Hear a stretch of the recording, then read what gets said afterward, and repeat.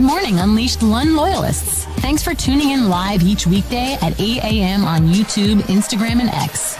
Remember, please like and subscribe and listen where you get your podcasts. Be on the lookout for Lund loyalists perks by joining the club. And if you really want your comments read during the show, you can use supers and stickers. Now, as close to on time as he gets, here's Johnny.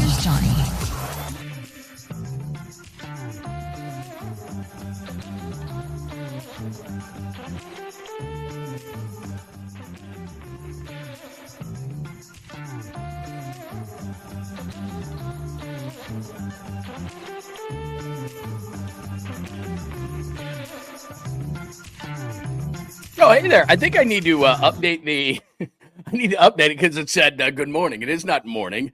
It is evening. In fact, it is 8:32 in the evening. We're only 2 minutes late. I did say we'd be here around 8:30. And Ohio State has won the national championship. I got a lot of notes here on this whole thing, and I want to get into college football. We'll save some of it for tomorrow as well. But welcome.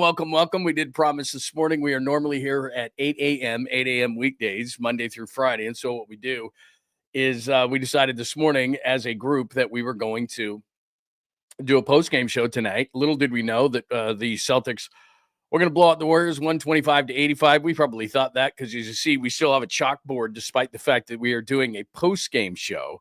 And I will acknowledge everybody in just 1 second. But Warriors lose 2 o'clock this afternoon, 125-85. We'll get into that. Injury 16 days away. Until the trade deadline, they can't shoot. They can't do a whole lot of everything. I'll save the video for tomorrow. You and I will just chat about it tonight. College football playoff, Notre Dame fought valiantly. In fact, let me look at my notes here. It was 7:52 left in the third quarter, in which they were down 31-7. They had a great opening drive in which Riley Leonard basically ran the entire time. After that, it was just way too much Ohio State. Their talent, both their running backs, who I wouldn't mind being in 49ers colors, just great receivers. I mean, you look at the guys like 𝐬𝐫𝐫𝐿 and Wilson and Smith and 𝐬𝐮𝐫𝐫 and Harrison Jr. and all that kind of stuff, and they had 2 of those guys, and Jeremiah Smith made the play of the game, 57 yards, right as Chris Fowler was saying, we haven't heard from Jeremiah Smith in the second half, and then all of a sudden he gets a 57-yarder, which basically iced the game. So we'll not only get into that, would love to get your thoughts. Judkins was great. The transfer from Ole Miss, both quarterbacks were transfers, and Howard and Riley Leonard. And it does show you too, just, college is different than pro, obviously, but just how valuable it is to have a quarterback who's got some legs, because that was basically for a lot of the game into the entire offense for Notre Dame. Greathouse, the kid for Notre Dame, made a couple of great catches, including the last one that pulled them within. And then they had a great 2-point conversion, almost like a Philly special kind of a thing. That they ran the reverse and then threw it into the end zone. So it kind of got close and kind of got a little fun at the end. If they get one stop, Notre Dame gets the ball. And really, that's all I was going for. Like I told you this morning, if you were listening to the show, watching the show, I just wanted a great game tonight. And I thought it would have been cool if Notre Dame could have got that third down stop, but they go with the zero blitz. Jeremiah Smith is up against the corner. The kid's 6'4", 225. He might be the best Ohio State receiver yet to come to the NFL. He's awesome. I mean, just awesome. And I think Ohio State, just generally speaking, their offensive line, probably 3 of those guys are going to be in the NFL. Both those starting receivers are going to be in the NFL. Both of those running backs are going to be in the NFL. Will Howard's probably a mid to late round pick, but still a lot of talent on the Ohio State side. So I give Notre Dame credit because they were down 31-7 with 7:52 left in the game. So what do you think, man? Give me your thoughts. I know we don't talk a ton about college football. I loved it. I loved the season. It's such a contradiction in college sports or in college football. And then I'll go out to the lines because there's a lot of people that I want to say hello to tonight and made the time to make sure that they would hang out with the show tonight for the second time today. So I really appreciate that part of it. But where the transfer portal is such a Wild West craziness, and maybe you love it. Maybe you just are like, you love it. Because look at both quarterbacks. Riley Leonard came from Duke. Will Howard came from Kansas State. Judkins, the running back, came from Ole Miss. I mean, guys all over the place. And yet, here we go. And it comes together. And both those quarterbacks are going to leave. And I'm sure that there's going to be veteran quarterbacks coming in, because that's the one thing about these programs, these top programs anymore. They're not going to develop young quarterbacks. They're not going to go through a season where it's like, we're down this year because we have a freshman or a sophomore or somebody who hasn't played. It's never going to be like that for Ohio State or Notre Dame anymore. So we'll get into that. If you want to discuss the Warriors debacle and really where they are, and a lot of it's injuries. Draymond Green didn't play, 𝐃𝐨𝐬𝐵 didn't play. Kuminga's over on the sideline, so I get it. But something that Steph said after the game, and we'll probably delve more into this tomorrow on the show. But whatever you guys want to do, I am up for. But really enjoyed the national championship. But college football is a giant contradiction in that you can have this great playoff, which I loved it. I love the 12-team playoff. I wish they would expand it to 16. They probably will. They just want to make more money at it, and I'm sure that they will. But anyway, I thought the whole season was a success, but then you get the transfer portal thing, which is absolutely bananas, and they've got to be able to somehow get that under jurisdiction in some way, shape, or form. They probably won't, but that's what happened. But anyway, Ohio State is your national title, and it's funny because if you were with me this morning, I think I said, I'd probably be rooting for Ohio State. That just was my general thought. Then I started the game, and Notre Dame was clearly the underdog, and I started rooting for Notre Dame. It's just the weirdest thing. You probably do the same thing. You sit on your couch, and you're like, I don't know. I don't have a horse in the race, so I just kind of start watching the game, and then all of a sudden it was like, wouldn't mind Notre Dame winning? And I have told you the story of the right guard, Rocco Spindler, number 50, who played a lot of the game. They talked about him on that first drive a ton. He's a friend of mine's kid who I did a show with in Detroit, Mark Spindler, who was a great football player at Pitt with the Detroit Lions, New York Jets. And so I thought, well, I'm just going to root for Ohio State. And I sat down and I started rooting for Notre Dame because they were the underdog. Anyway, that's how my night went. Good to see Kyle here. Thank you so much. Kyle is here tonight. JJ is here. John Harder. Hello, John. Good to see you. MF49 is here. Really love to see you as well.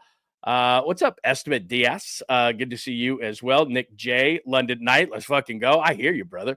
Let's go. Great game, says Let's Ride. I agree with you 100%. Nick, good to see you. Nick J says the following. I got a crazy thought. The NFL will partner with college football Power 5. The Power 5 leaves NCAA and NFL, then goes to its minor league football system. Win-win. I don't disagree with you, man. I don't know how they're going to do this. And maybe you're thinking the same thing I'm thinking, because wouldn't you love to just develop quarterbacks? Wouldn't it be so cool that a guy like Will Howard or a guy like Riley Leonard, who are quite not ready. I mean, even though they stayed X amount of years, they stayed out. They were seniors, all that kind of stuff. They're not going to be those first-round picks. They're going to be mid-round picks. But then they get to the NFL, and it's like, well, you're going to be a third-rounder. You're not even going to be running our offense most of the year. You're going to be running scout team. How is it that these guys are going to get better? It would be great to have a true minor league system, especially because quarterbacks just don't have a way to develop. So I like Riley Leonard. I like Will Howard. The main thing that got me tonight was how much the quarterbacks ran. And I know in the NFL, it's because you don't want the guys to get hurt. I understand that kind of thing. But you can see the thought process. And I'm going to bring this up and going to go, oh, and I know, I get it. But you could see the thought process that Kyle had when he drafted Trey Lance, which is, I'm going to have this guy that's going to put so much pressure on a defense, like a Lamar Jackson type, or that we're seeing from Jaden Daniels, because you saw that tonight where Will Howard, for example, gets outside of the box, and I don't know how 44 on Notre Dame. It's like, dude, you have one job on that third down. Stay outside, contain the edge. That's your job. That's your one and only job. And Will Howard gets outside of it. Riley Leonard on the first drive, like having a quarterback, because essentially what you have as a defense is you have everything covered but the quarterback. And then when everybody is covered, then that guy, absolutely. And look, colleges don't care. You're a senior, dude. We don't care what happens to you after tonight. But in the NFL, you got a big contract. I don't want the dude running. Anyway, great game. Had a great time with it. What do you think? Give me your thoughts. If you want to go college football, we can go college football. If you want to go anything about the game tonight, and I am just curious, just in general, because wherever you're sitting, just to give you kind of a little thought on the Bay Area, we're not into college football as much now. I am, you may be, but I had a great time watching the game. Had a great time watching the season.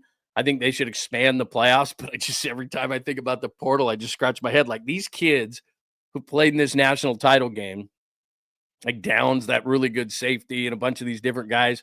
There's right now, okay, they're celebrating and they're doing whatever they're doing, and some of the kids can't have champagne, or who's ever 20 or 21. Maybe they're smoking cigars. I don't know what they're doing in the locker room. But I'll tell you this, right now there's a coach texting anybody who's an underclassman who has eligibility left at either Ohio State and Notre Dame going, hey, man, either congratulations or sorry. By the way, we'll pay you $1 million. Like, hey, do you want to come here? By the way, great national title, Ohio State guy. Do you want to come to, X university? You want to come to Florida State or USC or, Lincoln Riley's on the phone or whomever, DeBoer, who had the horrible year at Alabama. Like all these guys are like, it's free. Now it's free. Like the game's over. The season's over. And these guys, after a bowl game like this, they have 4 days to decide if they're going to go into the portal. And you're thinking, nah. Like Jeremiah Smith's perfect example. That great receiver, number 4 for Ohio State, had the touchdown early, had the 57-yard catch that sealed the game for Ohio State. His texts are full of like family, friends, way to go, love you, you're awesome, blah, blah, blah. He's a freshman. There's coaches texting him right now going, we'll give you $1 million. Now, Ohio State's got $1 million to give Jeremiah Smith. There's no question. But there's $1 million, 1.5.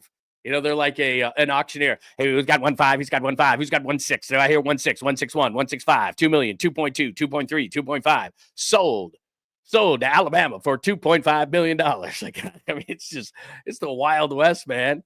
So this thing just ended. I guarantee Jeremiah Smith, he's got all sorts of texts from coaches all over the country. How much is it going to take to get you, man? Crazy. Let me pop up Nick J again. Let's talk about this. Niners news. Thanks, Nick J. Robert Saleh has a second interview with the Jags. It's not looking good, man. The Niners going to have no choice but to hire Staley. I know a little bit. I can't believe it's going to be Staley. Just given what the defense is, we got a word from Mike Silver today, who's pretty dialed around the league, that it's not going to be Nick Sorensen for special teams. Now, is that Nick saying, yeah, that's going to be awkward, I don't want to do that?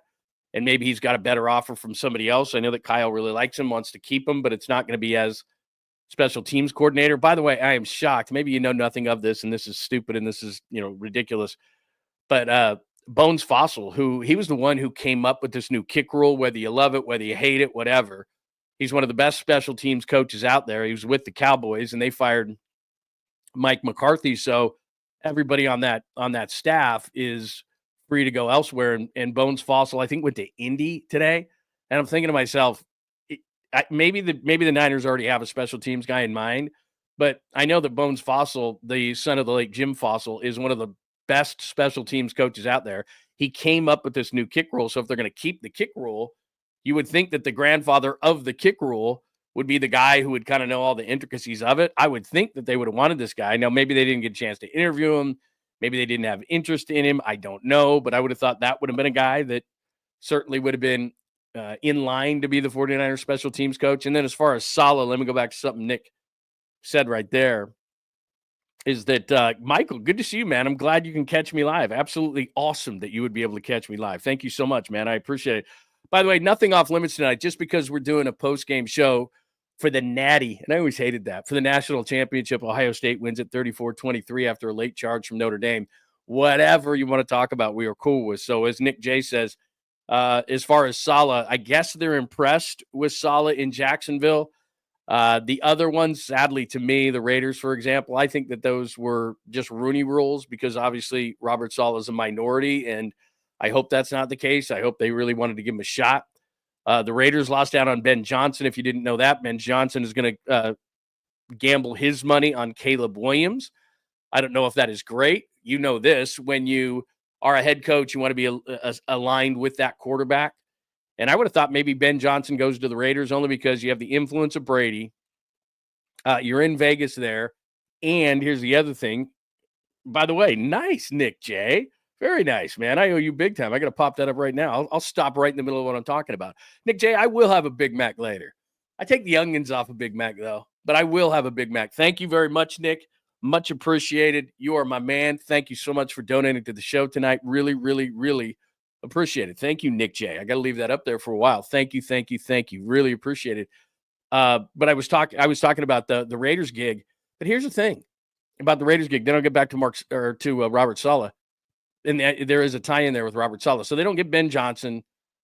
They've already gone down the road of all Patriots all the time with Josh McDaniels, and they had a GM in there too that was all Patriots. So Brady can't go that route. They've already tried that route. But maybe Robert Saleh is something that the Raiders would look at in Las Vegas. That's an interesting one. As far as Jacksonville is concerned, I've been told a couple of things. I've been told that Jacksonville wants to go on the offensive side to help Trevor Lawrence, who clearly hasn't lived up to expectations there in Jacksonville. Liam Cohen is a name that comes up. He's the offensive coordinator for the Bucs. There's a couple of offensive names there. But I'll tell you this, if they're talking to Saleh for a second time, that's not to obviously satisfy the Rooney Rule. The Rooney Rule is you talk to him once and then that's it. So we'll see. But yeah, Saleh going to Jacksonville for a second interview is not great, even though I've heard that they want to go offense there. But look, I'm sure you know this because you've read enough. Everybody knows Robert Saleh is a really impressive guy. Like I'm not saying we're friends. I'm not saying we're acquaintances. I'm just saying I have spoken to Robert Saleh before, interviewed Robert Saleh one-on-one, and he's an incredibly, incredibly impressive guy.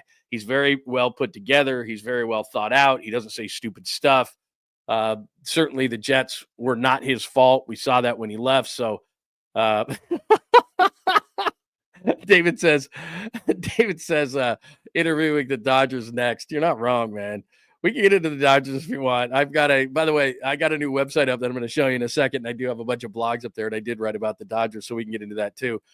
You're just here waiting for the Warriors rant. All right, I'll get to the Warriors rant in just 1 second. But again, I just think that college football is great. We got into Robert Saleh. I think he is a legit candidate, obviously, that he's going for a second in Jacksonville. Like I said, I heard it's going to be an offensive guy in Jacksonville, but maybe Saleh just blows their socks off.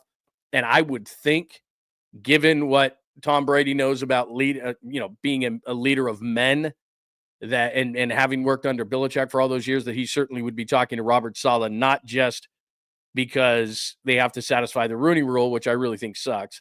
Not that you have to satisfy it, but that these teams are not taking it seriously. Like I saw Leslie Frazier, who's is the assistant head coach to Mike McDonald of the Seahawks. Leslie Frazier's an older guy. He's been all over the NFL. He's too old to get a head coaching job, and then Dallas interviews him for the head coaching job, and it's not a real interview. If you're going to interview a guy, interview a young guy. Like the 49ers interviewed the wide receiver coach / co-offensive coordinator, I think, at Iowa State. Now, there's a guy, you get him on your radar. That's what the Rooney Rule is supposed to be. The Rooney Rule is not supposed to be some old guy that's like, okay, we satisfied it. We interviewed a minority that's 70 years old, and now we're going to go hire our white coach. That's not how it should work, but that's too many times that is how it works. We will get to ranting on the Warriors, but let me just get in a little bit more college football. It was 21-7 at the half. Ohio State's dominating. The thing that I guess got me in watching this whole thing, and I always try to, as I'm just kind of holding up my paper to see what I scribbled down here, and I have terrible handwriting. About the Jeremiah Smith thing at the end. The thing that gets me is Ohio State probably has, 3 offensive linemen that are going to be pros. Both their starting receivers in Jeremiah Smith and Abuka. He's going to be, even though he had a fumble tonight, he's going to be a pro. Judkins and Henderson, they're going to be pros. Howard hit his first 13 throws, by the way, and was 14 of 15 in the first half. They just out-athleted him. I know that's not a word, but Ohio State just out-athleted Notre Dame. So good game. Notre Dame came back. It was pretty cool. They got the 2-point conversion, but then they couldn't get the stop that they needed on third down. Howard to Smith against a 0 blitz, and that was that. So give me your thoughts, not only just on the game, but I like where college football is at. If I say to myself, okay, I can throw out the whole thing about the transfer portal, which I think is a complete joke. And I mean, for them to not get a hold of this a little bit, I mean, every single year, guys are just going to go to 4 colleges in 4 years. I do wonder if Jeremiah Smith, their receiver, is going to be back, or if somebody just outbids Ohio State, which I'm sure Ohio State has boatloads of money. But let's say Oregon and Uncle Phil owns Nike, and he's watching the game tonight. And he's like, and they lost a couple of receivers, Oregon. I want that guy. How much? Dude owns Nike. Like, hey, let's get you in one of these wacky Oregon uniforms, Jeremiah Smith. We have more money than Ohio State. Just come out here. I don't know. Robert Saleh, like I said, it'll be interesting. They want. I'll tell you this right now, and you know this. They want Robert Saleh. Second place is like down here, and it might be Jeff Ulbrich, Dennis Allen. By the way, going with Ben Johnson of the Bears. You're not missing anything there. Any Raider fans knows that. I've told you this. Dennis Allen's a flatliner. I don't like Dennis Allen at all. I've talked to him a million times. He's no good. No good. All right. Let me double check that people want to move on to the to the Warriors tonight because I'm all jacked up on college football, man. I'm all jacked up on Mountain Dew. Saleh, hi, Jason. Saleh really holding the Niners hostage. I don't know. I just think what he's doing is he's going around the league and saying, let me see, because he'd rather be a head coach.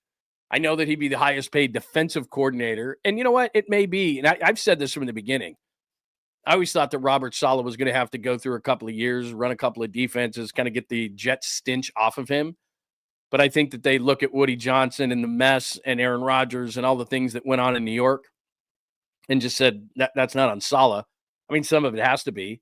And it's one of the reasons, too, that I look at a guy like Daniel Jones, just like Sam Darnold, who was in New York, and just like Geno Smith, who was in New York. And I just think for some people, New York's not great. It's just not a great place to be. So a lot of people are blaming it clearly on the Jets who are talking to Robert Saleh. The Jags are giving him a second interview. I wouldn't be surprised if the Raiders were legitimately interested. As far as the Cowboys, I've told you this from the beginning, they're not going to hire a high-profile coach, never are going to under Jerry Jones. So Saleh could be – I thought Saleh was supposed to interview there, and he would be very impressive to a guy like Jerry Jones. Plus, he's not going to try to take the spotlight away. But, again, I think they're going to go offense. I think they're going to go Kellen Moore. I've said that from the beginning. So, as far as Robert Saleh is concerned, yeah, we all want him back. Jeff Ulbrich it says Steve down there, Jeff Ulbrich, he's the defensive coordinator off the market. They're firing everybody with the Jets, so I think Ulbrich would be available. So anyway, what did I say? Why do you want what I'm smoking? What am I smoking? What did I say? I don't think I said anything crazy. Maybe that was somebody else. Ohio State paid. You know, it's funny, Jason. They're talking about this is some of the legislation that they're talking about at the college football level. They're saying they're going to put a cap on a team of $20 million.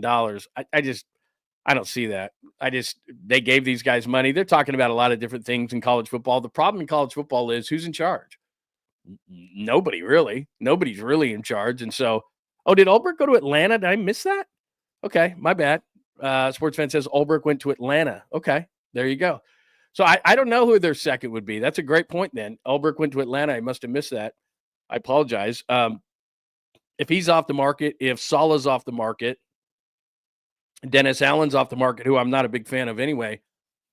And Anamirmo, he went to Indianapolis tonight. So yeah, I don't know what direction they would go. I'll throw a couple of texts. I'll have something for you in the morning on that. So there you go on that one. All right, I'll go back to the NFL. We bounce back and forth. If you're new to the show, we absolutely will bounce back and forth. We don't have to stay on anything, so don't worry about it. We'll go back to all sorts of stuff. We can do more college football. We can certainly do more on the NFL. We can talk more about Robert Saleh. We can get more into defensive coordinators. We can do any of that kind of stuff. Jim Schwartz is an interesting guy. I think he's still under contract in Cleveland. You're talking about Jim Schwartz. I like Jim Schwartz a lot. I've told you the story about shaking his hand after the Harbaugh year. It was in Indianapolis at the Super Bowl. He came on our show, and we had a lot of fun with him. We did the whole thing where we shook the hands and stuff. He's a great defensive coordinator. The one thing I would like to see, honestly, is just more aggression. Wouldn't you? I mean, I don't think you have to blitz like Brian Flores. I don't think you have to, be a crazy guy.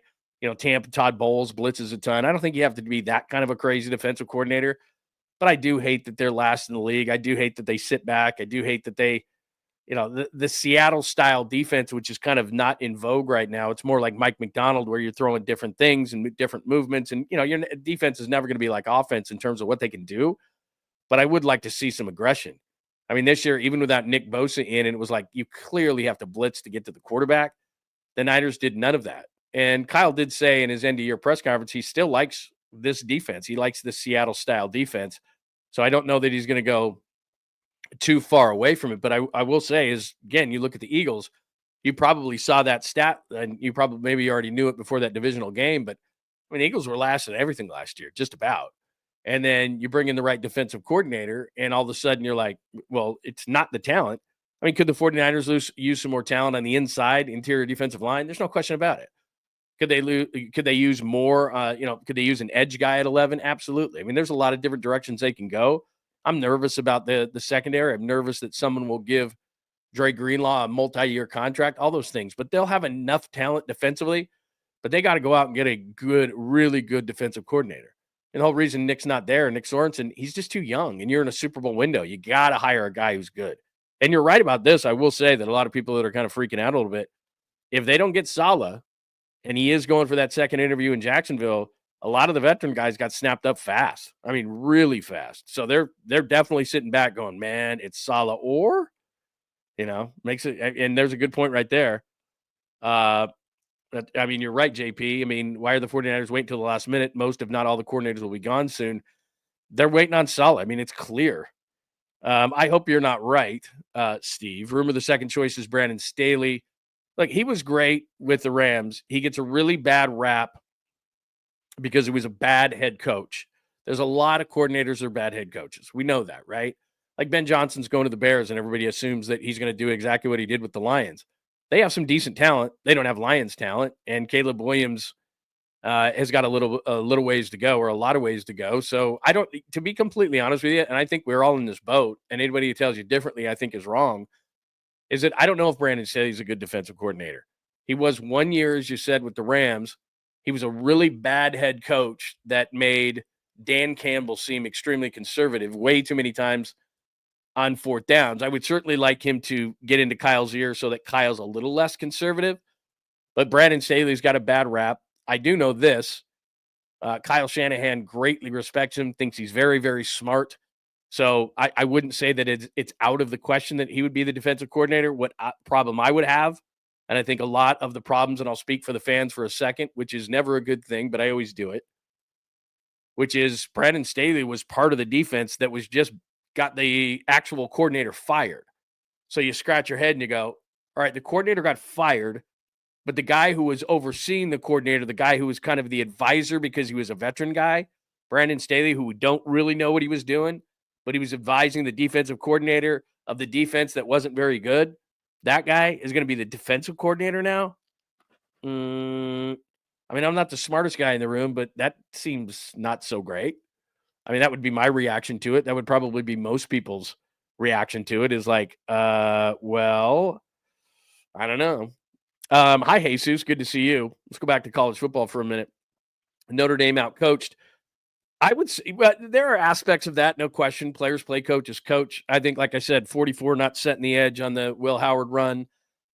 Yeah, I don't love the zero blitz, but then if it had gotten home, but it hadn't gotten home a lot of the night, the zero blitz in which Jeremiah Smith catches the 57-yarder and they seal the game. That was not great.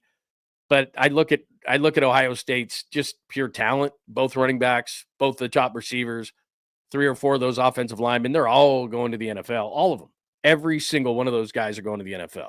So I just think I look at this whole thing and I'm like, well, Notre Dame, I think Notre Dame offensive line-wise, they got a couple of guys that are going to go to the league. Riley Leonard's going to be a late pick.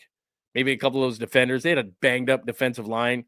They'll let Watts, that safety, Xavier Watts, he's going to go to the NFL, but a lot of those guys aren't. Oh, you got to be kidding me, man. Look at you, John Holmes. Oh, I owe you big time, bro. Look at John Holmes, man, with the super sticker. And not only just, John Holmes goes $50. John, man, whatever you want, man. The show is yours. Go ahead. The stage is yours, John Holmes. But not only does John Holmes donate to the show with the super sticker, but he's got, look at that. Look at the avatar of Mr. John Holmes there. Thank you very much, my friend. You've made my night. Very nice. You have a place anytime on the show. Thank you very much. You can always donate to the show anytime you would like. Thank you, Mr. John Holmes. You are forever a member of the Lund Loyalist Club, and I really appreciate you. Thank you very much. That is Mr. John Holmes, everybody. Let's give him a big round of applause. Thank you, John Holmes. We'll keep that up there for a moment there. John Holmes with a huge dono, bigger than his hog, if that is the real John Holmes. I think the real John Holmes has passed away, but it makes no difference to me whatsoever. Thank you very much, John Holmes. Very, very much appreciated. Who else wants to hit up on the national title tonight? And then people have tuned in and said they want to hear me rant about the Warriors, and I have no issue with that. And we'll get more into the Warriors tomorrow. I'm all jacked up on the national championship tonight. And like I said, this is why I love this forum, because most of us did everybody watch it? Did everybody watch the national title game? I had a great time watching. I dug today, like with Martin Luther King Day, and all due respect, absolutely. But with Martin Luther King Day today, I had basketball day, the Warriors game. And I do have some video for tomorrow. Kenny Smith, you probably saw this online. Kenny Smith talked about he made no sense whatsoever in what he said. So we'll talk about that in the morning. Also, it's all about the girth. I knew this, man. I knew this was going to happen. Hi, Enrique. Good to see you. The late night blowouts today. Yeah. Notre Dame did come back. I don't know if I ever thought, Holmes and the member, you know it. I don't know if I ever thought they were going to come back. Let me do one thing before we transition. And thanks again to John Holmes with the super sticker. Very nice. Thank you, John Holmes. Let me transition real quick to one thing I want to invite you to, which I haven't done this for a while. So let me make sure that I could do this right. Okay, I'm going to share my screen with you for a second here. And I've got so many windows up that I might screw this thing all up right here. I want to make sure that you know that I do have the website up. I've been talking about this forever. So there's just the front page itself. There's me. I'm not looking good. But what you do is on the front page there, and you can see here, home, podcast, YouTube, blog, contacts. I got a blog going. If you miss any podcasts, any of the YouTube shows, you can see there's the front. You can go to any of the places where I've got the social media going on, latest YouTube shows. Then you click on that button for more. Unleashed podcast, click on that for more. And we got a blog as well where I write about a bunch of stuff as well. So if you go to johnlundunleashed.com, rather than every single day, I'm sitting there telling you how to, do this and do that and do this and do that and go here and go there.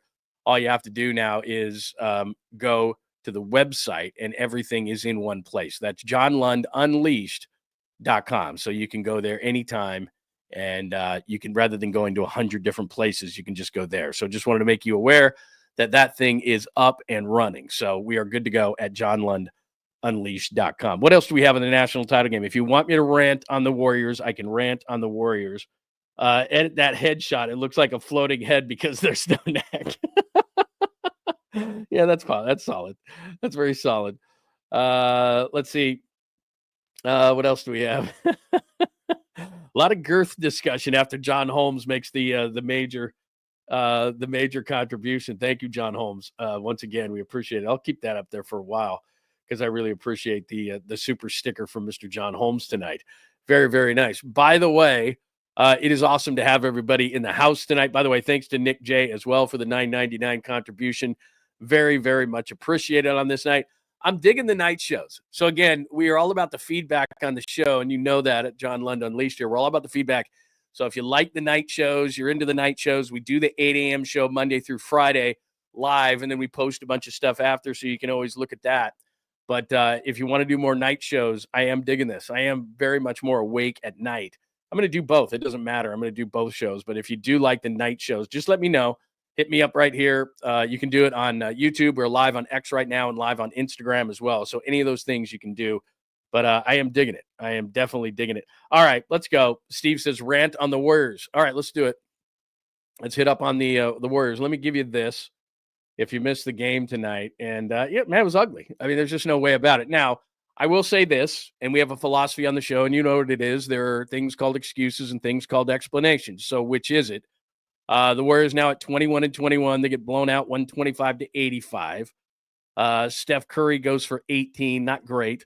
There's Mr. Andrew Wiggins with a 1 for 11, 0 for 4 night. Thank you very much.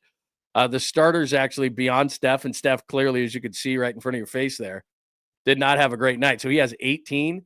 Let's add up the other four. 12, 14, 18. So 18 from Steph, 18 from the rest of the starters. The fact that 𝐬𝐮𝐬𝐫𝐷𝐻 is getting 27 minutes is alarming. They're finally playing Moses Moody. He plays almost 32 minutes, and Buddy Hield is doing Buddy Hield things. And I told you this at the beginning of the year. All my friends were like, you wait, Buddy Hield is going to suck. You wait, Buddy Hield is going to suck.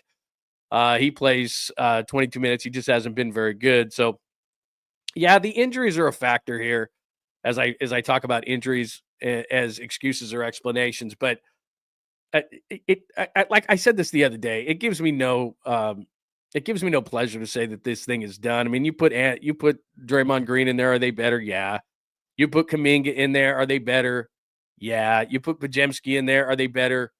Yeah. But I mean, you look at a team like Boston, who really, I mean, I think they're 9-8 or 10-8 in their last 18. It's not like they've been tearing it up. But you look at Brown and Tatum in the prime of their career. You look at Porzingis, if he can ever stay healthy. had a nice night tonight, especially early. Derek White is an elite two-way player. Jrue Holiday is an elite two-way player. Peyton Pritchard, as they were talking about during the broadcast tonight, is probably the sixth man of the year. And then they just have a bunch of role players. It's not like they're great, but there's Boston, prime of their career guys. And then you look down at the Warriors, and we knew that Dennis Schroeder was not going to be what he was with the Nets. I told you that right when the trade happened. He wasn't going to get those kind of minutes. He isn't that kind of player. We know what he is. We've seen him. And I said this the other day, and just everyone, oh my God, how could you say this? How could you think this? Steph can't carry a team anymore. I love Steph. I love him, love him, love him. He's the ultimate, but he can't carry a team anymore. So even if Draymond Green's playing tonight, he's not a number 2 guy. Even if Kuminga's playing tonight, he's not as consistent as you would like. So that's just kind of what the Warriors are. They're redundant at certain positions. They're old and young. They're not in between. And then so you look at here, and this is what's damning. You come out in the first quarter, you get beat up 29-18. You go 1 for 12 from 3 in the first quarter, 7 for 24. And it's not like Boston was crushing it. So you're down 29-18 at the end of one quarter. They played decent in the second quarter. And then remember when the Warriors used to be great in the third quarter? Remember the third quarter was just like, Warriors will stomp you in the ththird quarter. It doesn't really matter what you were doing in the first half. Warriors are just going to stomp you in the third quarter, right? 43-24 in the third quarter of this game. The Celtics go 16 of 24 and 8 of 12 from 3. And the Warriors conversely go 9 of 23, 5 of 12. There's your ball game. And you didn't need to watch the fourth quarter. So first and third quarter, they just absolutely crushed the Warriors. And you look at that quarter, Steph had 9 and nobody else really bothered to show up. So the first quarter, third quarter were the Warriors. I don't think I brought the standings up, but the injuries are going to kill him. They've got, I guess, Draymond's got an Achilles. It's going to give him some problems, or a calf, which really is an Achilles, but it's his calf. And that got MRI'd, and so he's going to miss a week. Kuminga, you just saw on the sidelines. He's got an ankle still. Podziemski, I didn't even see him on the side anymore. So between the injuries and all these kind of things, and the last few years when the Warriors have been in this position, because, again, let's say it with me, this is who the Warriors are now. This is just what they are. They're a 7th, 8th, 9th, 10th place team. That's what the Warriors are. They're not the championship team. We don't look at them like that anymore. Do yourself a favor, just have fun with the Warriors, et cetera, like we've talked about many times. But this is who they are. And then a lot of people will lay back on this. Well, you wait, they'll get healthy. Steph Curry's in his age 37 season. He's playing 31 minutes. They're not going to play him any more minutes. Steve Kerr won't. So he's bound to have some injuries. Draymond Green, he's older. Not a lot of tread left on the tire. He's going to get hurt. You know who else gets hurt a lot? Andrew Wiggins. You know who else gets hurt a lot? GP2. Like, a lot of these guys just get hurt, and that's just the way that they are. Kuminga's gotten hurt early in his career, despite the fact that he's really young. So it's a team that often gets banged up. They're at a critical point again in their schedule, and I just don't see a whole lot changing. And then the guys, we'll do this in the morning on the 8 o'clock show in the morning, but Kenny Smith and Charles and all these guys, and they were talking about something that I've been talking about for weeks, which is the Suns, the Lakers, the Warriors. Throw them in a hat. They're the same thing. Now, I think the Suns are probably the worst off. I mean, I saw them. He got blown out by somebody today, and Durant looks slow. And, Bradley Beal is nothing anymore, and Booker looks disinterested. They're not a good team. The Lakers with LeBron, every once in a while, I can't believe they're as bad as they are because Anthony Davis is so good. At least LeBron has a Batman, and he can be a Robin. Like, Curry has nobody like that. Like tonight. They couldn't shoot it. They couldn't shoot it into the ocean tonight. And it was just everybody's looking at Steph. And you think Boston, with all their two-way players, they could throw Jaylen Brown on them. They could throw Tatum on them. They could throw Derek White on them. They had so many different possibilities that they could use to slow down Steph. And Steph's looking around like, is there anyone? Hello? Is there anyone that can help me? No. Kuminga's on the bench. Draymond's on the bench. Podziemski is on the bench. And even when those guys come back, somebody else is going to get hurt. That's just what the Warriors do. So this whole thing, I remember a few years ago in 2022 when Bob Myers was on our show, was on the show with us, with Papa and I weekly. And he said, wait until we get healthy. Wait until we get healthy. Wait until we get healthy. Well, that was legit. They had a lot of good guys on their team still. So he was like, just wait until we get healthy. This team is A, not going to get healthy. And B, when they are healthy, they're just mismatched. They could use a stretch five. There's just not one guy out there. And you and I have talked about this a million times. There's not one guy out there. So yeah, they're banged up, and you can use that as an excuse or an explanation. It's up to you, but they're just not very good. And that's what it comes down to. And Steph's at the point in his career where I love Steph, and Steph's an awesome guy.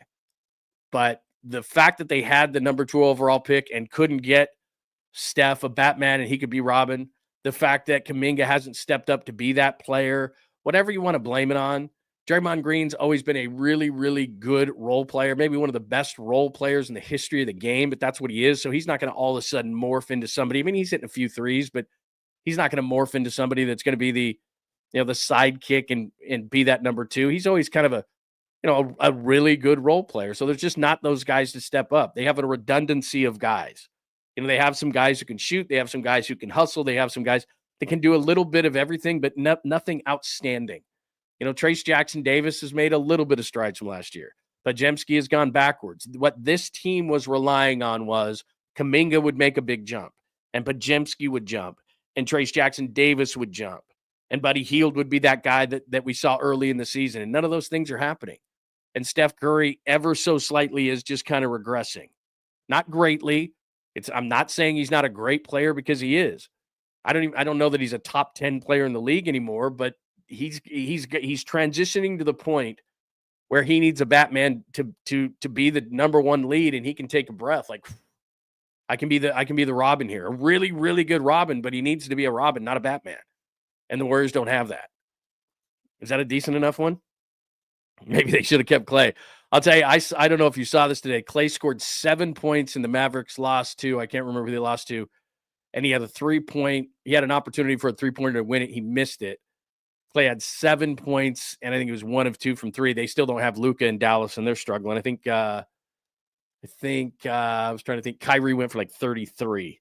I saw those highlights a little bit earlier. So it's not like he's helping. It's not like Klay's helping either. They're all in the same boat. They all played a boatload of playoff minutes. In Klay's case, he's coming back from 2 major injuries. It's not really that. It's something that I talked about this morning, and I still have these cuts up. Remember this guy? Here, I'll play this again. I played this morning, but I'll do it again. Excuse me. I hope I didn't sniff in your face.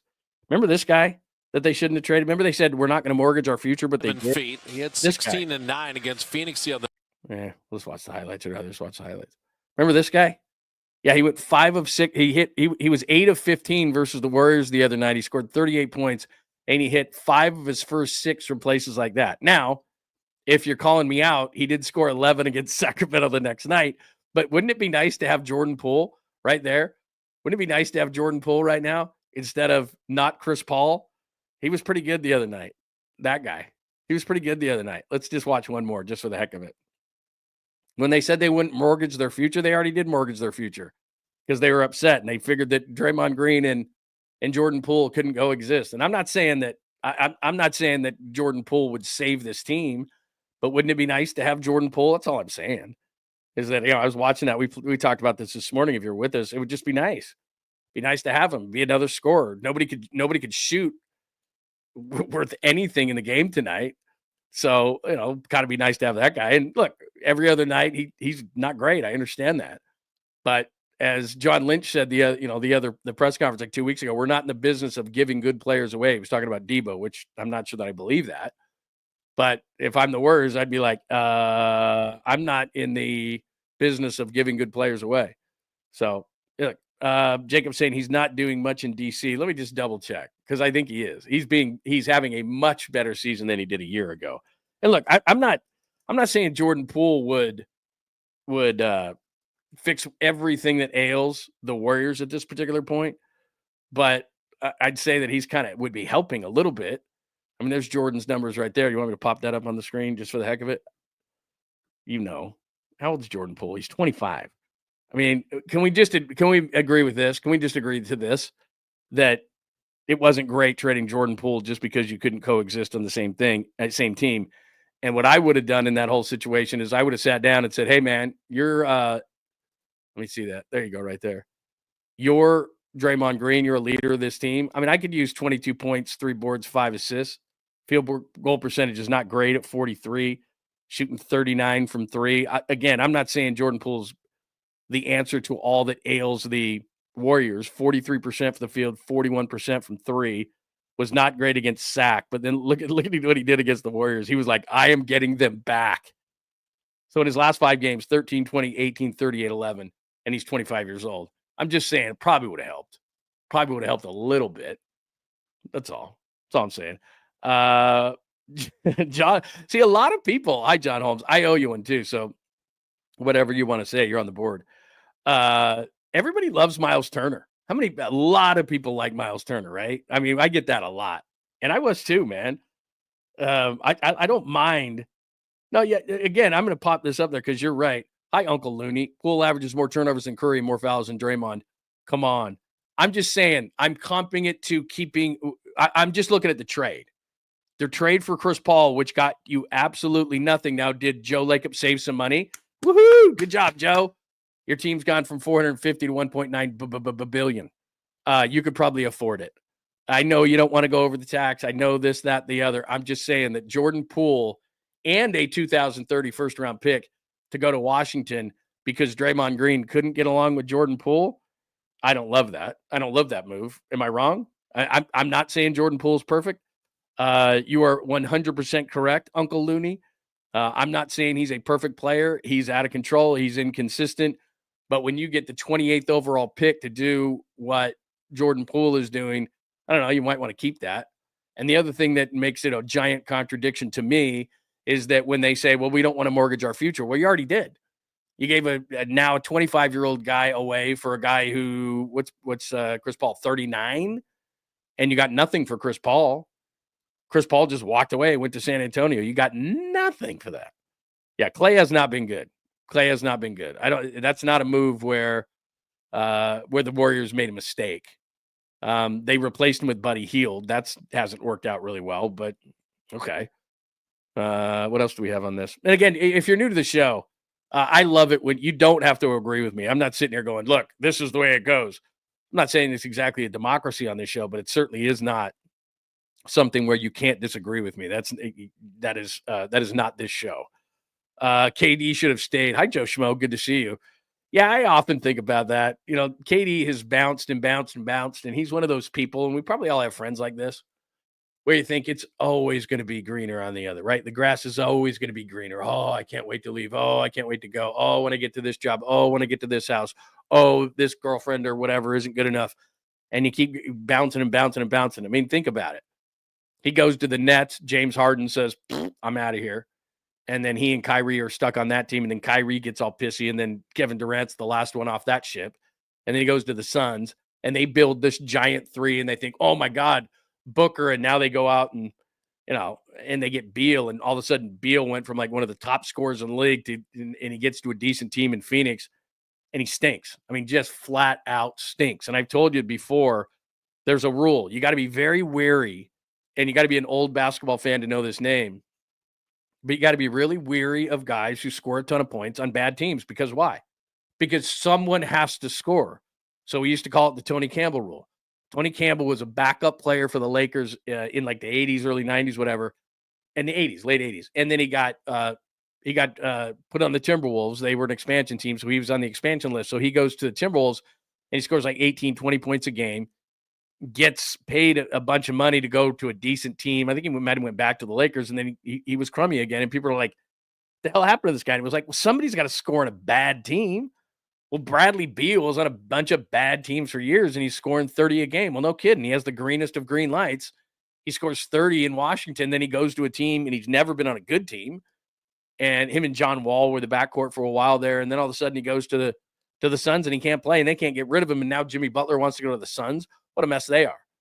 So essentially you have the Suns, the Lakers, and the Warriors kind of sitting at the bottom of the West going, what do we do? It would be awesome if you could combine those three teams. You might have the old man team that could actually challenge in the West, but that's not how the way that it works. So that's where we are as far as the Warriors are concerned, if you wanted to hear me rant on the Warriors. I think injuries be damned. I mean, I am fond of this, and you know this if you listen to the show on any regularity or watch it. Injuries are an excuse or an explanation. So you could look at tonight's game, and I'll pop up the box one more time. You could look at tonight's game and go, well, they didn't have Draymond. They didn't have Kuminga. They didn't have Porzingis. They didn't have Podziemski. And so, therefore, they didn't win the game. Look, they lost by, I can hardly do the math on that. They lost by 40. 40. And it wasn't even that close. It wouldn't have mattered if any of those guys were on the floor. And Boston's really good. They're the defending champs. I understand those kind of things.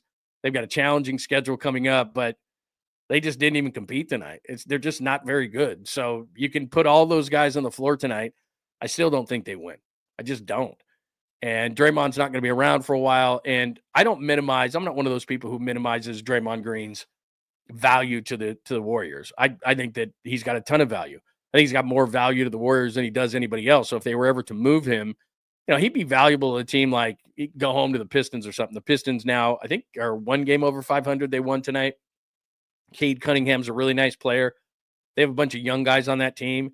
He could kind of pull together one of those younger teams. San Antonio would be another perfect team for Draymond Green. He could kind of be the muscle for Victor Wembanyama. Teams like that who just haven't gotten over the top, Draymond Green would be perfect for. I don't know that they'll ever trade Draymond Green, but I've said this before. I don't know that Curry is going to finish his career with the Warriors, because him coming out the other night and saying, if you think I want to be on a middle team, a mediocre team, then you're crazy. Well, he's going to be on that for the foreseeable future here. February 6th is coming up in just a few weeks. That's why I put 16 days up there on the chalkboard. So Monday night postgame, Boston, Golden State, injury, 16 days away. 16 days away means the deadline. Who are they picking up at the deadline that you're going to go, whoa, I didn't think of that guy? Like Miles Turner comes up a lot in our conversations. Total respect to that. I like Miles Turner. But remember, for everybody that you give up or you got to give up. And Miles Turner's making what? Probably $20 million. So, I mean, you got to make the salaries match, all that kind of stuff. Now, maybe it's going to be Looney. Maybe it's going to be picks. Maybe you're going to get that dumb GM who's going to, give you an Isaiah Thomas kind of a deal like back in the day. Maybe somebody does that and it keeps the Warriors going. And all of a sudden it's like, how did we get that guy for that guy? Maybe. I was looking at, just for the heck of it, just because I've mentioned Zion's name so many times. They played Utah tonight. I think 𝐬𝐮𝐬𝐫𝐸 scored like 45, but Zion didn't play. So, I keep saying, well, man, Zion's 24. He has that upside. If you gave some guys, maybe he's got, maybe he could be that guy to bridge the gap. And then maybe he could be, he could realize his potential, lose 20 pounds. He never plays. Pretty down on that. That was a pretty bad idea by me. All right, let me go back through and what people are saying. I just went on a bit of a rant. Didn't even look at anything here. Get Zion and tank still my two. Yeah, I mean, Uncle Looney, I've thought about that. You might as well. They are in the worst place you could possibly be, which is in the middle. It's just how it is. The middle is the worst place to be.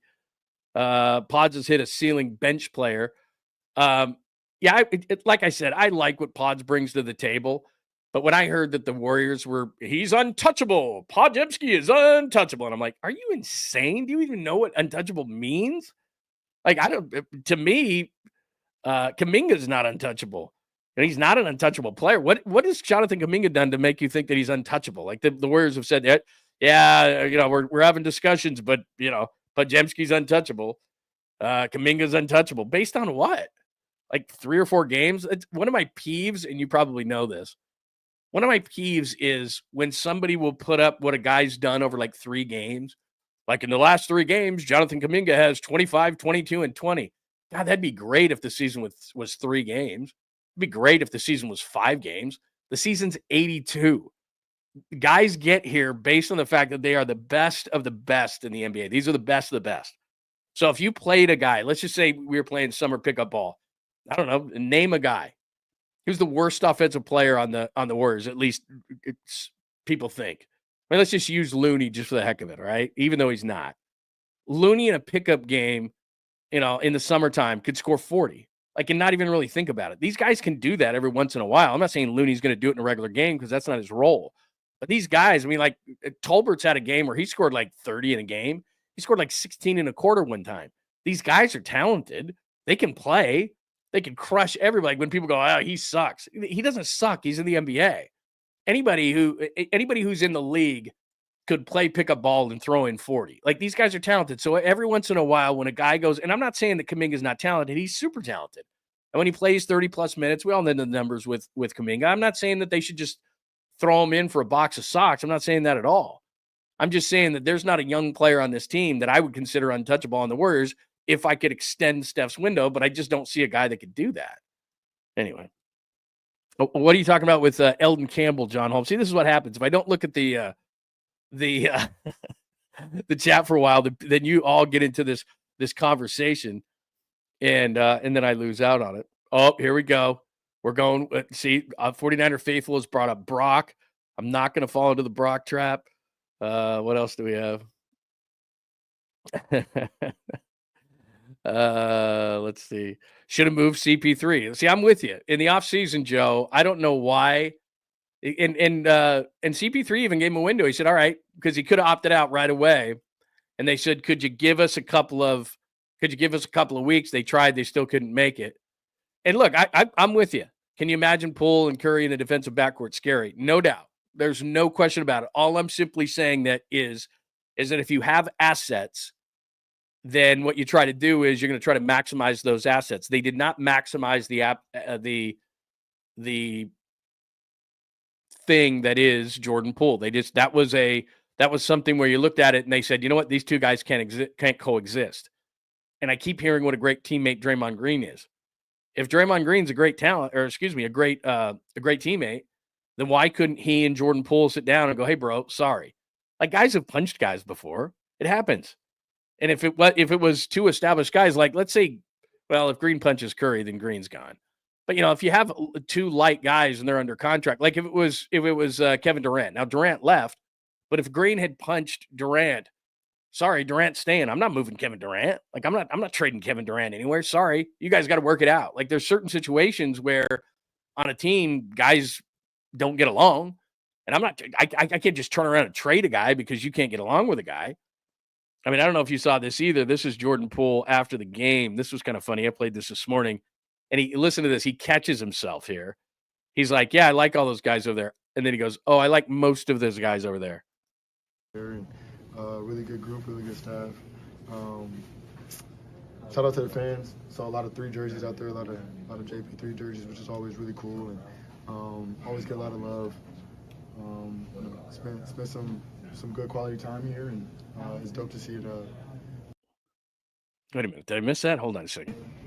From the fans, and then after the game from your former teammates and coaches. Yeah, I love those guys over there. I love most of those guys over there. That was the one I needed. I love those guys over there. I love most of those guys over there. And I guess later Draymond Green went, I'm really sorry. And it's like, yeah, you're really sorry. Guy just threw up 38.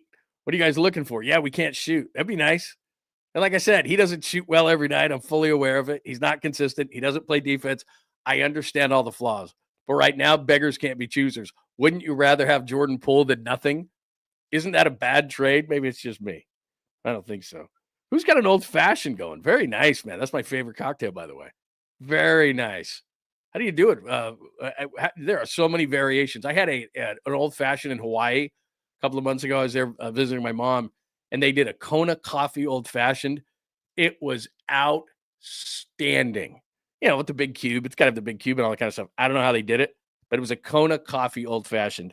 Best one I ever had. Outstanding.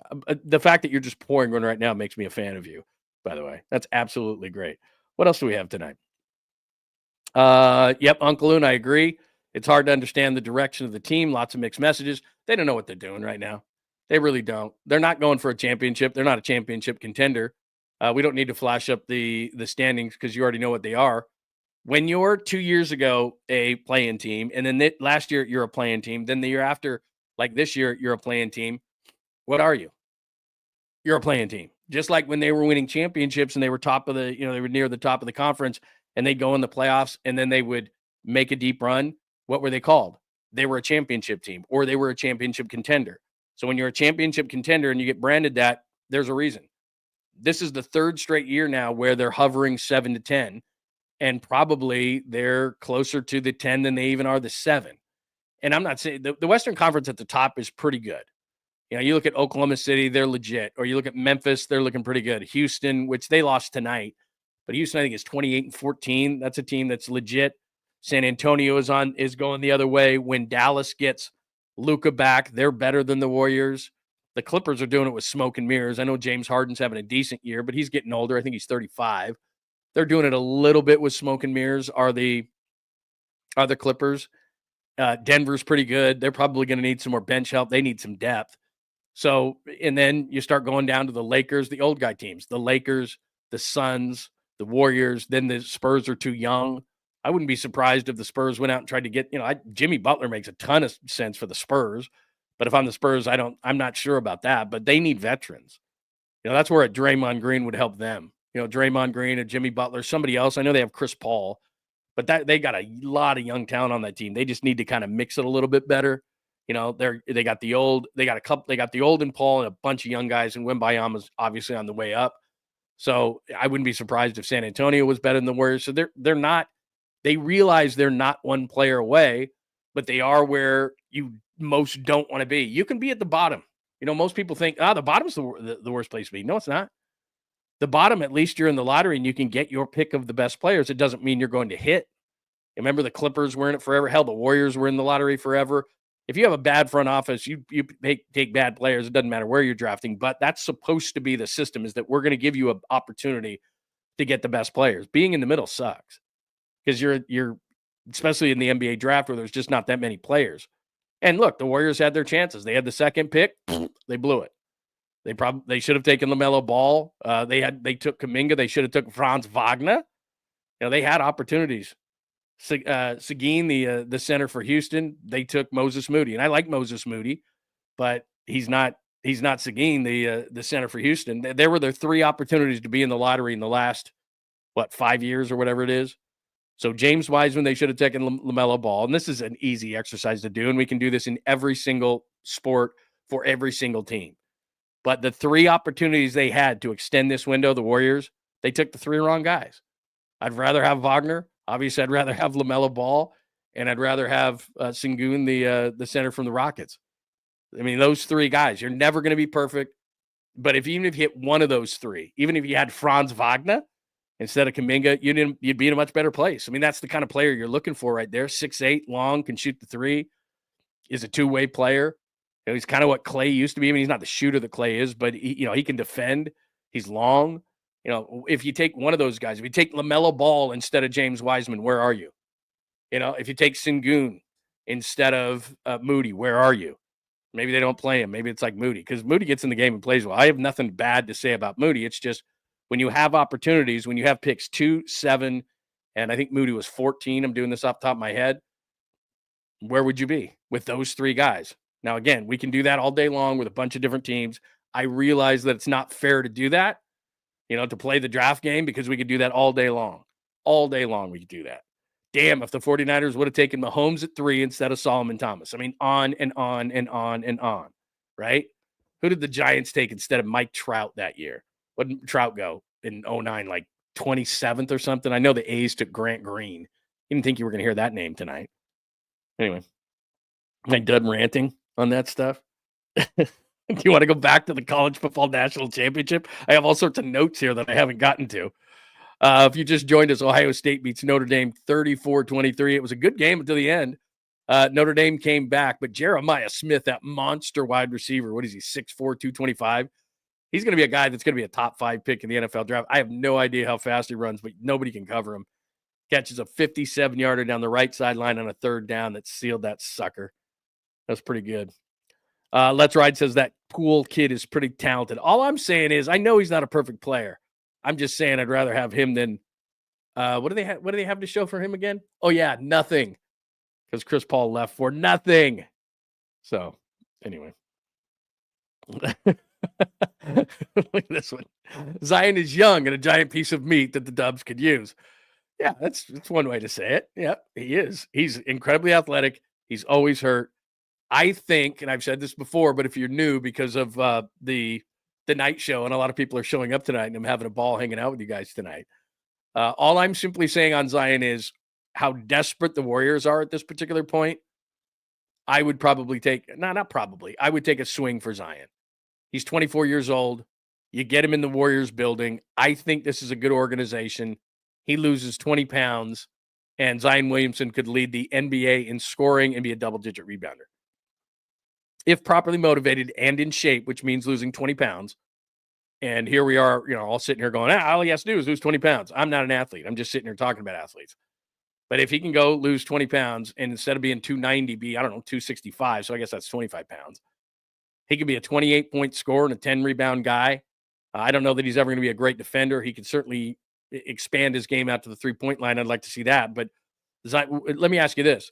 Would you rather bet on the future of 22-year-old Jonathan Kuminga or 24-year-old Zion Williamson?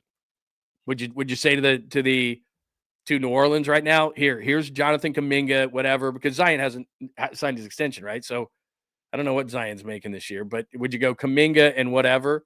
What's Zion making? Let me double check this real quick before I put my foot in my mouth, which is easily done. Let's see. I don't think he signed an extension. I don't think he's eligible. Is he? Oh, no, he did. 7,197. So what's he worth? What's he got this year? So he's making 36. So yeah, he's 24 years old. He's making $36 million, and he's got 3 more years after this at 39, 42, and 44. So you gotta give up big money for Zion. Yeah. So you're gonna have to give up Kuminga. You're gonna have to give up Wiggins. I mean, that'd be a lot. I'd probably still bet on it because where are they going right now? Right now they're spinning their wheels. They're just in the middle of nowhere. Like, what are we doing? We're not a championship contender, but we're not bad enough to be at the front. And if we were bad enough to be a lottery team or a top 5 pick kind of a team, then Steph Curry's going, I want out. And they're going to have to make that choice. You can mark my words. They're going to have to make that choice at some point of whether, because Steph's going to go to him and go, hey, man, I want to make this cool and I want to make this easy. And this isn't a trade. I'm not saying this is going to happen on February 6th because it's not. There's a lot of work to be done if you're going to trade Steph Curry, if we're going to go down that road. If you're going to trade Steph Curry, that's like, okay, marketing department, ticket sales, there's all these different things. What are we going to do here? We're going to trade Steph. How are we going to market these new players? This era's over. Like, it would just be, I don't think Joe could do it. Joe hardly could trade James Wiseman, so I don't know that he could do it. Let's see. Zion upside and more ready if healthy. Do it. Yeah, it's $36 million. So, you have to figure out, we could do the trade machine. That's all a lot of fun. But it's something along the lines of Wiggins, Kuminga, some picks. Wiggins is having a nice year, I will say.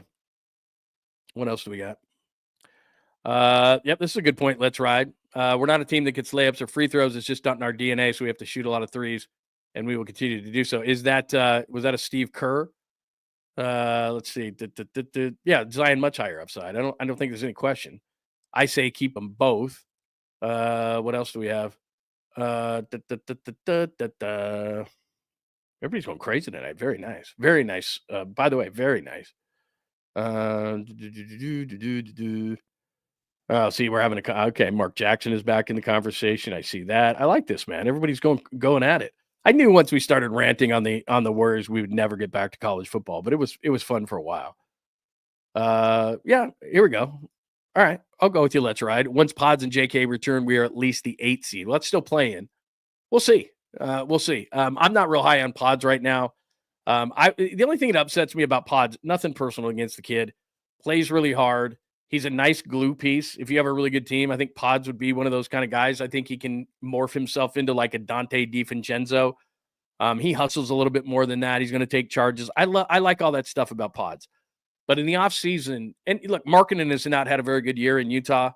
I don't think he played tonight. He's got back issues. So did I think that Lauri Markkanen was going to be the missing piece for the Warriors? Would they be, at the top of the Western Conference had they gone like Pods, Moody, some picks? I don't know what Danny Ainge exactly wanted. Danny Ainge is definitely into picks. I do know that because that's what he did in Boston. He knows he's rebuilding the Jazz. So I know there'd be a lot of picks involved in that kind of thing. But when the Warriors said, over the offseason, whether this is true or not, yeah, Pods is untouchable. Man, Pods is an untouchable, man. Sorry, Pods untouchable. It was like, what? He's a role player. He's a really nice role player. But Pods was never going to evolve into like this all-star type of guy. He's a hustler. He plays hard. He hustles. He's a fan favorite. He's all those kind of things. I have nothing bad to say about Podziemski, but he's the type of guy that if somebody's asking for him and it's holding up a trade as it reportedly was for a guy like Lauri Markkanen, you're going, no. That's bad management. He's not an untouchable player. I don't even think, like I said, Jonathan Kuminga is. When this week over the last couple of weeks, when they were saying we don't want to mortgage our future, you already did. You already traded Jordan Poole for Chris Paul. You already started down that road. The problem with the Warriors right now is they start, they stop. They start, they stop. What are you?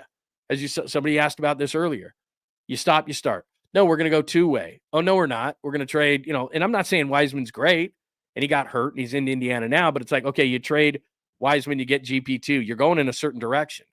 Oh, no, we're not going to do that. You trade Poole and you get Paul. You're going in a certain direction. Like you've done that, and then you're trying to undo that, and now they're at the point where they say, well, yeah, we're not going to mortgage our future. Well, it's too late. You're either getting Steph some help or you're trading Steph. I mean, that's really to the point where we are. Do you think that Steph Curry is going to be content? Ask yourself this. Do you think that Steph Curry is going to be content for the rest of his career to play on a play-in team? Because that's what he's going to be. Draymond Green is not getting younger. Jonathan Kuminga could get better. But what other players that they currently have are going to make big jumps to you? Because they're going to be end-of-lottery kind of team. 16, 17, 18, wherever their picks are going to be, 14, 15, 16. Now, could they get lucky in the late lottery? Sure they could. But like I said, they had 2, 7, and 14, and what do they have to show for it? Wiseman's traded.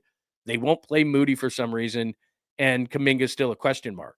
And he's really, really young at 22, so he can still do something. But 2, 7, and 14 they had. And they didn't come out of it with, like I said, LaMelo Ball, which they could have. He went 3. They could have gone out. They could have gotten Franz Wagner instead of Kuminga. He was picked 8th. Kuminga was picked 7th. And we can do this all day, and I'm aware of it. They could have taken Sengun, the center for Houston. They took Moses Moody. So can they turn that around? Sure. But that's 0 for 3 in the last opportunities that they had in the lottery. And if they had those 3 guys, if they had 2 of those 3 guys, if they had 1 of those 3 guys, like let's say they had Franz Wagner. If they had Wagner right now he's hurt. But if they had Wagner, they'd be in a much better spot. You could say to yourself, okay, they have Wagner and they have Draymond and they have Curry and they have okay. I mean, maybe they're at least the 6th seed in that particular point. But now it's, okay, everybody's getting older, and we have to admit, even though it's sacrilege to say that Steph Curry can't carry a team anymore, I think that's fair because the Warriors, they're not going to play him more than 31 minutes. So we're back to that whole thing of the non-Steph minutes, right? Can they survive in the non-Steph minutes, which early in the year they were, but now they're not. So you look at the situation with Steph. He's already said he doesn't want to be with some mediocre, middle-of-the-road kind of a team, which the Warriors are, until further notice. He's in his age 37 season. Draymond's going to be in and out of the lineup due to his age and the amount of games that he's played. They don't seem to trust Moody. You're hoping on Kuminga. What's an old philosophy of the show? You know it. The more ifs you have, the less your team, the worse your team is. If Kuminga, if Podziemski, if Moody, if Draymond holds up, if Steph can, whatever. I mean, Steph's great, don't get me wrong, but he's at the point in his career in his age 37 year where he's not going to carry a team. Just like LeBron is really, really good, but at some point, Anthony Davis has to be the Batman to his Robin. It's just how it is. They cannot continue to go at this level. They're really good. They've beaten Father Time to this point. Durant has, Curry has, LeBron has, but the days of them saying, give me the ball, I'll put it on my back, can they still do that? On occasion. Sure, absolutely. But to do that for, the duration of the playoffs, to do that from a play-in standpoint and the duration of the playoffs. Now, look, Curry did it in 2022, but I don't know that he can do that anymore, and he needs more help. And you know who was on that 2022 team? Jordan Poole. Sorry to go back to Jordan Poole, but he helped. Now, not consistently. I mean, would he have those nights where you just went, oh, my God, Jordan, what crack are you smoking? What are you doing? What was that play? No doubt. But he also had nights where it was like, whoa, Jordan Poole just pulled us out of the fire. That would happen on occasion. And I guess Buddy Hield could do that occasionally. I guess that Kuminga, when he gets healthy, could do that on occasion. But if we're real with ourselves, this is a 7 through 10 play-in team. It is. And they would have to do something crazy and desperate for them to be out of this place that they are right now. They're kind of in the middle class of the NBA, if you will. And if they want to move classes, what do you got to do? You got to take chances. Is this the type of front office that's going to say Zion? And then is Zion actually going to stay healthy and lose 20 pounds? Not this year. Next year he might. This year, if you got Zion Williamson, you'd get the Zion Williamson. This year, you'd need an entire offseason to go, okay, dude, this is a vegetable. This is a salad. This is a carrot. This is celery. Like I should talk. Oh, man. All right. What else do we got? I love the conversation tonight. You guys are amazing. This is cool, man. Let's see. What did I got to get Marcus on the show? I just flipped by something where Marcus said it on KNBR. What did Marcus say? I didn't catch it. In fact, I'm going to write that right down. I need to have Marcus on the show. I haven't talked to him in weeks. He's the best, by the way. He is the best. Let's see. What else do we have here? All right. Let's see. What else do we got? See, I knew it. Yeah, we started on college football, and it was kind of lukewarm, and everybody was kind of like, we had a really nice conversation. We were hanging out a little bit, and then we went to the Warriors. Fire took off. People knew. All right. Oh, there's in Bob Myers we trust. Bob knew what he was doing. Bob left town. Bob's like, get me out of here, man. Kidding me? I don't want to do this anymore. I know this. Joe Lacob's not an easy guy to work for when they're winning. Could you imagine what Bob Myers is like? Or excuse me, what Joe Lacob is right now? Trying to extend this window, man. No way. Yeah, look, LaMelo's crazy too. I mean, I'm not saying LaMelo's perfect, but you put him on this team, man, it'd help. Absolutely. All right. That's a good conversation tonight, man. I really am glad that we had the night conversation tonight. I just wanted to pop on for an hour, do a little post-game conversation, talk a little bit about the Warriors. Wanted to get into a conversation about the college football national championship because the radio stations around here won't call college ball, but I know everybody watches college ball. You watched the game tonight, didn't you? It was a good time had by all. What I'll do tomorrow in the morning. Hi, Daniel. Good to see you, man. Yeah, no, isn't that crazy? This morning we were on, now we're on. I got to start and end my day in bed. What a lucky guy I am. Yeah, you're extremely lucky. Bob is a traitor. I like that, Steve. Bob is a traitor. Let me pop that up on the screen. Everything's popping up. Bob's a traitor who went to Washington instead of going to the Niners. Yeah, he's just apparently just the culture, man. He's made the culture really good in Washington. I wouldn't mind seeing them. You know, I'd like to see the Bills. Probably, but I wouldn't mind seeing them. So here's what we got for tomorrow. First of all, I appreciate everybody hanging out, and I'm going to do more of these post-game shows because everybody's fired up after a game, and so I dig it. I really like it. They lose 125-85 today, and we can all try to find answers. And I've done post-game shows my entire career for a lot of different teams, and I really enjoy them. So let's do that. Let's continue to do these, and I'll keep you updated on everything. Make sure you have your alerts on. Make sure that you subscribe to the channel. At John Lund Unleashed Pod on YouTube. We're also going live tonight on X and Instagram, so make sure you subscribe in those places. We have the website, and it is good to go now. So anytime, so if you forget any of the social media, at John Lund Radio on X and Instagram and a lot of places where you can hit me up, just go to the website. So I've got everything archived, whether they're shows, podcasts. I got a blog, so I'm writing every day about certain things that we're talking about on the show. Anything new happening on the show, just go to johnlundunleashed.com. So if you're like, where's all his stuff? It's just in one place, johnlundunleashed.com. So we got that, and we are good to go. We'll be back at 8 o'clock in the morning. I have a bunch of video from last night, including Steph being very depressed, but I didn't want to play that tonight. I wanted to save that for tomorrow. So that's what we did. We put some Steph stuff. We'll have more things tomorrow, more on the college football national championship, where college football is. Obviously, we got some NFL. A lot of people were asking about Robert Saleh and where Robert Saleh is going to end up. You all told me that Ulbrich ended up in Atlanta. So we're going to kind of hold our breath because Saleh has an interview tomorrow in Jacksonville. I think the Raiders is a legit landing spot as well now that Ben Johnson went to the Bears, the offensive coordinator of Detroit. It does look like maybe Aaron Glenn to the Jets as we're starting to put this thing together as well. So hopefully Robert Saleh does not get hired by one of those teams, because I know you don't want Staley to be the defensive coordinator. So that's where we are as far as that goes. I see a bunch of stuff that Adam Peters is a traitor on there. So anyway, or Adam Peters, going from the Niners to Washington. All right, we got a ton of stuff. We'll have guests this week on the show. I'll let you know about that tomorrow in the morning. Hit up the website. Make sure you subscribe. I think that is it. Thank you for hanging out for a post-game edition of the show. We will see you tomorrow at 8 a.m. If you can't make it at 8 a.m. tomorrow, either on YouTube, X, or Instagram, the show's all day. We archive the show. We archive a bunch of stuff. And on the podcast, you can always catch us wherever you find your favorite podcast at Apple and Spotify. Everybody have a great night, and we will see you tomorrow at 8 a.m. By the way, thanks again to Nick, Big Mac. I will absolutely do that. And thanks a super sticker for my friend John Holmes. Salute to John Holmes once again. Thank you very much for contributing to the show. You can do that as well. And thanks to John Holmes for that. Everybody have a wonderful night. We will see you tomorrow, and we'll be doing more of these post-game shows. I hope you enjoyed it as much as I did. See you tomorrow at 8 a.m. Well, I was going to say sharp, around 8:05, but we'll be there tomorrow to have some more fun. Thanks for hanging out with John Lund Unleashed. We'll try to be better next time, though I wouldn't hold my breath.